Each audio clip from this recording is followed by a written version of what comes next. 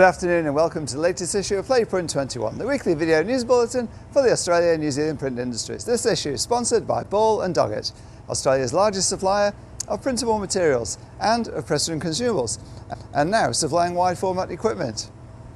David Walton, CEO of outdoor POS, vehicle wrapping and retail display print businesses Omnigraphic and MMTB, is buying the companies from current owner outdoor giant QMS. Walton, who's been CEO since September, will remain in that position, with the two companies remaining in their respective facilities in Brisbane and in Melbourne, although senior management will now work across both businesses. Walton said, this is a real opportunity to move forward with the high skill levels, market understanding and innovation that Omnigraphics and MMTV possess. Current owner QMS wants to focus on its digital asset business, with digital outdoor now approaching 2/3 of all outdoor media revenue, an even higher figure in fact for QMS, and taking over many of the country's prime print sites. However, Walton said new static sites are going up, new static customers are coming on board, and the two businesses have also diversified into other growth segments in retail display, in POS and in vehicle wrapping. In fact, like this fan behind me. Walton said the future is bright. Based in Melbourne, Omnigraphics is now 20 years old and has been part of QMS for the past 8 years. MMTB, that's the one located in Brisbane, that's now 30 years old and has also been part of QMS for the past 8 years.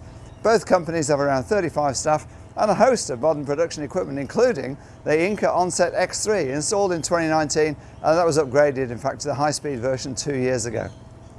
Major label printing operation QLM Label Makers has a new CEO, Tom Sullivan, appointed to lead the day-to-day running of the multinational business.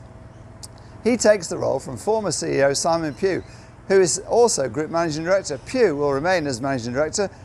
Sullivan's appointment enabling Pugh to focus on a more strategic level at the rapidly expanding business.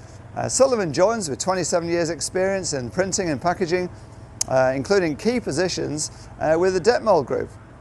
And that was throughout the Asia Pacific. He'll be based in Australia and will run the business both here, where it has plants in Brisbane, in Melbourne, in Sydney, and overseas, where it operates in Bangladesh, in Cambodia, in Malaysia and in Vietnam.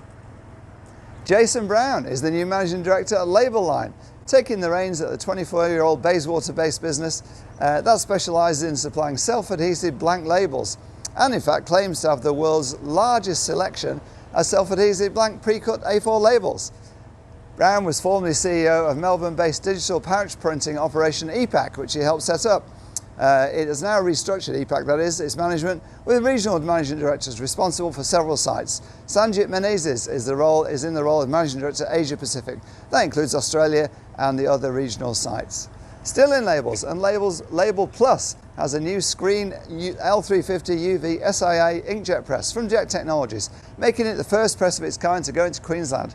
Label Plus offers a wide variety of self-adhesive labels from its production site in Luscombe, with its sister company, Label House, based in Melbourne.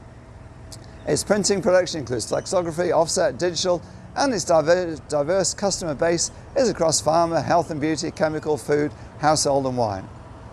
Opal will close its M2 paper making machine at its Maryvale mill. That comes less than 6 months after it closed M5. Both closures the result of the Supreme Court decision in favour of opossum in Victoria's forests. We stopped logging and therefore stopped the mill's supply of logs. The M2 line is the smallest remaining paper making machine at the Maryvale mill.